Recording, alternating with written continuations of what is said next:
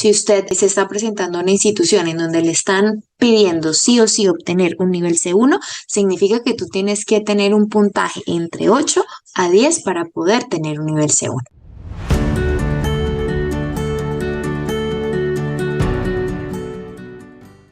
Hey there, students. Hola chicos, espero que todos se encuentren muy bien. Bienvenidos a esta masterclass gratuita para obtener o aprender unos tips de entendimiento de ELLT o IELTS, que son exámenes internacionales que nos pueden pedir en algún momento si queremos ingresar a una institución, algún trabajo o a algo formal.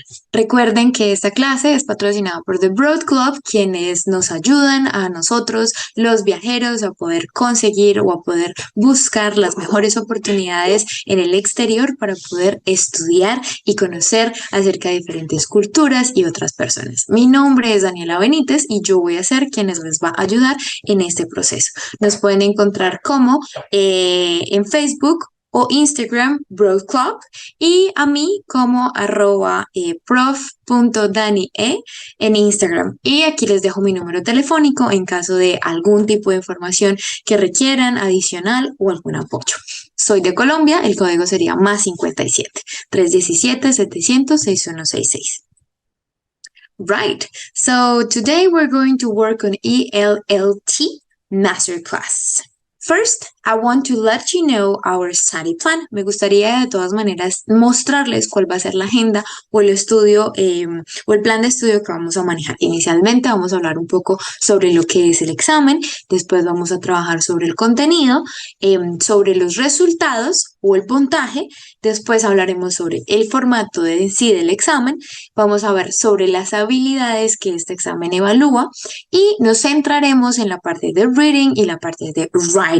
Además de eso, al final del video ustedes van a poder recibir mucha información y además de ello material de apoyo para que ustedes se preparen. So now, what is the ELLT?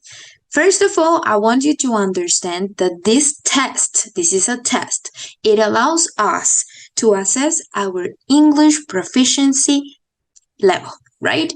So, esto es un examen que nos permite a nosotros poder identificar o evaluar cuál es nuestra proficiencia en el nivel de lengua. ¿Listo? El nombre o la interpretación del ELLT es English Language Level Test. Como su nombre le indica, nos va a dar un nivel al cual nosotros podemos acceder para certificarnos y dar cuenta de nuestro nivel de lengua en inglés. Quiero que entiendan que las habilidades contenidas o el contenido que ustedes al cual se van a enfrentar en el examen está relacionado con actividades de reading and listening, que es lectura y escucha, writing, de escritura, y por último, la sección de speaking. Esta es la tabla de los resultados que nosotros vamos a obtener a la hora de recibir nuestro reporte. Quiero que entiendan lo siguiente. The ELLT tiene un rango de valoración del 1 al 12. Es importante que ustedes entiendan qué es lo que nos están evaluando y cómo nos están evaluando. El porcentaje que nos están dando aquí de evaluación corresponde al marco común europeo de referencia. ¿Qué es el marco común europeo de referencia? Para nosotros poder certificar nuestro nivel de lengua, a nosotros nos dicen, tú te encuentras en un nivel A1, A2, que es la primera etapa para decir que nosotros todavía manejamos un inglés básico. Estamos en la segunda etapa, que es un nivel B1, B2, que ya tiende a ser más intermedio. Y por último estamos en el nivel C1, C2, que es la etapa avanzada. Como ustedes pueden notar en el cuadro, de acuerdo al rango de 1 a 12, es importante que ustedes consideren estos porcentajes o al menos este rango de evaluación para que, por ejemplo, si usted se está presentando a una institución en donde le están pidiendo sí o sí obtener un nivel C1, significa que tú tienes que tener un puntaje entre 8 a 10 para poder tener un nivel C1. Esto porque es un proceso consciente. No basta solamente con saber inglés, sino con que yo al menos tenga la certeza de, ok, me voy a enfrentar a esta prueba, tengo que sacar tanto a tanto si yo quiero por lo menos obtener el puntaje requerido. ¿Listo? Es importante que ustedes noten que en la parte de abajo existe o dice algo que se llama IELTS o TOEFL IBT. Quiero que entiendan que así como el nombre de la clase se llamaba Masterclass gratuita para el ELLT o IELTS, es porque tienen ciertas similitudes, sobre todo porque comparten características o rasgos británicos, entonces esto hace que sean muy parecidos. Ahora, ojo. Hay que entender que existen diferentes tipos de examen, diferentes tipos de pruebas y los exámenes pueden variar en muchos aspectos. Uno, pues varía de la institución a donde tú vas, porque de acuerdo a la institución te pueden solicitar o un TOEFL, o un IELTS, o ELT, o un Michigan, etcétera. ¿Sí? O APTIS, te pueden solicitar ese. Dos, no significa que si tú tomas el TOEFL solamente no puedas pasar porque te están pidiendo un IELTS. Existen unas equivalencias, es decir, por ejemplo, si tú sacas X porcentaje en el ELLT, significa que entonces ese porcentaje se puede, o sea, puede haber una equivalencia entre, bueno, si eso saqué en el ELLT, entonces esto cuánto equivaldría en el IELTS o a cuánto equivaldría en el TOEFL IBT. Igual eso también dependerá mucho de las instituciones y a su flexibilidad de recibir una prueba u otra. ¿Listo? U otra. Ahora, ¿en qué más varían los exámenes? Bueno, precios. Los exámenes también varían en cuanto a precios. Dos, también varían en cuanto a los sectores, es decir, estas son cuestiones que también tiene que ver con instituciones, convenios, cobertura. Entonces, por ejemplo, IELTS tiene una cobertura mucho más amplia que quizás lo pueda tener un TOEFL o un ELTT. Sin embargo, un ELT, sin embargo, no significa que no sean buenos y no puedan tomarlos. No, como les digo, ya la flexibilidad de las instituciones nos dirá si simplemente se puede proceder a una equivalencia. Ok, saqué esto en este examen, entonces esto me lo podrían validar en este examen para poder ingresar. ¿Listo? La cuestión de obtener un nivel básico, intermedio o avanzado, es importante que nosotros tengamos en cuenta que, aunque en algún momento si se los han dicho, no es tan cierto que solamente el C2 lo obtiene un nativo.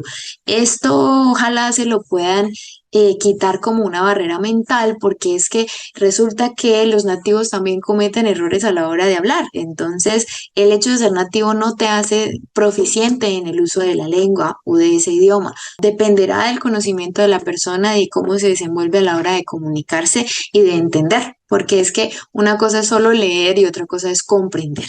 ¿Listo? Entonces existen como esos niveles de entendimiento y de uso de ese idioma y no significa que porque no seamos nativos, en este caso del inglés, no podamos obtener un nivel C2. Todo dependerá de nuestra destreza y proficiencia. También quiero que tengan en cuenta lo siguiente y es pues no siempre es, o sea, no es solamente necesario saber inglés, porque a veces decimos, no, yo sé inglés, yo entiendo, yo comprendo, yo puedo escribir. Sí, pero no solamente eso. También nos referimos a la destreza o a la habilidad que nosotros tenemos para enfrentarnos a una prueba, porque en una prueba nosotros estamos jugando con algo que es, a veces puede ir en contra de nosotros y es el tiempo. También es el autocontrol que nosotros tengamos de nuestro cuerpo, porque a veces nos ponemos nerviosos, nos ponemos ansiosos, nos dan ciertas emociones dentro del examen que quizás nos puedan distraer. Entonces es un conjunto de muchas cosas y también es entender que es un todo, no es solamente el hecho de saber el idioma, no, porque la teoría necesariamente a veces no solamente nos lleva al uso proficiente de lo que se requiere. Es importante tener la teoría y también la práctica. Ya les digo a qué me refiero con esto. Esto está relacionado con las habilidades que están siendo evaluadas. Voy a mostrarles primero un poco el formato. Dentro del examen ustedes se van a encontrar la habilidad de escritura, writing, el cual va a tener una duración de 60 minutos y en estos 60 minutos ustedes deben ser capaces de poder escribir y responder a una pregunta a modo de ensayo que contenga entre 250 a 350 palabras. También se van a encontrar con una habilidad de escucha, en donde van a escuchar tres diferentes formatos y de acuerdo a cada formato van a responder unas preguntas. El primer formato se presenta a modo de monólogo y este monólogo solo se reproduce una vez. Este monólogo es reproducido una sola vez y ustedes responderán las respectivas preguntas. Después van a encontrarse con un diálogo. Este diálogo se va a reproducir dos veces y responden las preguntas. Y por último vamos a encontrar un análisis de escucha que ustedes lo van a escuchar 2 veces y también van a proceder a responder las preguntas. Es importante recordar que como recomendación siempre les sugiero primero leer las preguntas y después sí poder enfocarse en los detalles de cada audio. Para esta sesión, ustedes van a tener un tiempo de 25 minutos para responder un total de 28 preguntas. Después nos encontramos con la parte del speaking, la parte de habla. En esta sesión ustedes van a tener 4 partes, por decirlo así, de la actividad. En la primera ustedes se van a presentar con su evaluador, van a dar sus datos personales. En la segunda parte, el evaluador como tal, usted le van a dar un tema o le van a hacer una pregunta, le van a dar un tema como tal y usted durante un lapso de 3 a 5 minutos, ni menos ni más, va a tener que desarrollar las ideas principales sobre ese tema. Posterior a ello, como la misma persona que te va a evaluar la parte escrita te va a hacer la parte oral, entonces en esta sección el evaluador te va a preguntar o te puede preguntar acerca o cosas relacionadas sobre lo que tú escribiste en la parte de writing. ¿Listo? Y por último tenemos la última sesión en donde tú aquí lo que tienes que hacer es que en esta sección el evaluador te va a mostrar una imagen o una proyección visual y a partir de esta proyección visual tú vas a iniciar una conversación o una discusión con esta persona. Por último, te vas a encontrar también con la habilidad de reading. En esta tú vas a tener un tiempo de 40 minutos para responder un total de 32 preguntas. Estas 32 preguntas se dividen en 2 textos. Los textos aproximadamente son de una página. En este caso serían 16 preguntas para un texto y 16 preguntas para el otro. Yo les hablaba del formato con respecto a las habilidades que son evaluadas porque hay que tener en cuenta lo siguiente, y es que nosotros en el idioma, en el lenguaje como tal, nuestra forma de comunicación está relacionada con estas habilidades. Nosotros podemos comprender, nosotros podemos escuchar y comprender, leer y comprender. Y nosotros tenemos unas actividades de producción. Esta producción se ve relacionada con la parte de habla y con la parte de escritura. ¿Por qué les digo que tenemos una cuestión de comprensión o de receptividad y de producción? Todo lo que sea receptivo es aquello que ingresa a nuestro cerebro, es decir, todo lo que escuchamos, todo lo que leemos. A veces muchos de mis estudiantes me dicen, profe, es que a mí se me facilita más leer que poder escribir o hablar. Claro, porque es a la habilidad a la que más estamos expuestos. Es decir, es más fácil que tú te encuentres con un texto, con cualquier palabra escrita, ya sea en internet, ya sea en redes sociales, ya sea en algún texto escrito en algún centro comercial, palabras en inglés. Visualmente es más sencillo encontrarse con ellas, por lo tanto, por eso a veces es mucho más fácil comprenderlo. Con el caso de la parte del listening, pues nosotros de alguna manera estamos relacionados, si por ejemplo nos gusta ver películas en inglés, si les gusta escuchar música en inglés, si les gusta escuchar radios, entrevistas, diferentes materiales que se encuentran en inglés, pues también es fácil poder estar expuesto a ello. Tú vas por la calle, puedes encontrarte un extranjero que esté hablando inglés y aunque no lo entiendas, de alguna manera, de todas maneras, estás expuesto a ello. Es decir, que la parte de listening y de reading es a las actividades a las cuales nosotros, de manera incluso involuntaria, nos encontramos más expuestos. Caso contrario, con la parte de writing y la parte de speaking. Aunque nos encontremos a veces expuestos, no somos capaces de hacerlo por muchas cosas. El factor miedo juega un papel, porque nos da pena, porque no queremos cometer errores, porque simplemente no sabemos cómo hacerlo. Y eso es porque tampoco jamás nos hemos dado la oportunidad de hacerlo. La única forma de aprender a hablar es hablando, la única forma de aprender a escribir es escribiendo. Algo que les puede ayudar a mejorar su parte de habla, pues es escuchando. Algo que nos pueda ayudar a mejorar la parte de escritura, pues es leyendo. Claro, una está muy relacionada con la otra, pero no solo por escuchar significa que podamos hablar, no solo por leer significa que podamos escribir. Necesitamos hablar y escribir para poder desarrollar y explotar esa habilidad. Si no lo hacemos, pues se nos va a dificultar más.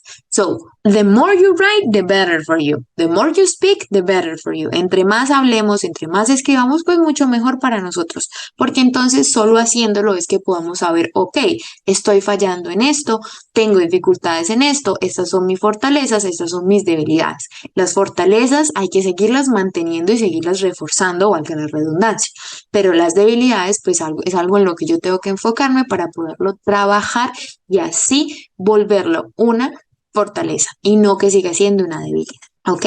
El día de hoy precisamente vamos a trabajar sobre dos habilidades muy importantes, una que es la parte de reading y otra que es la parte de writing.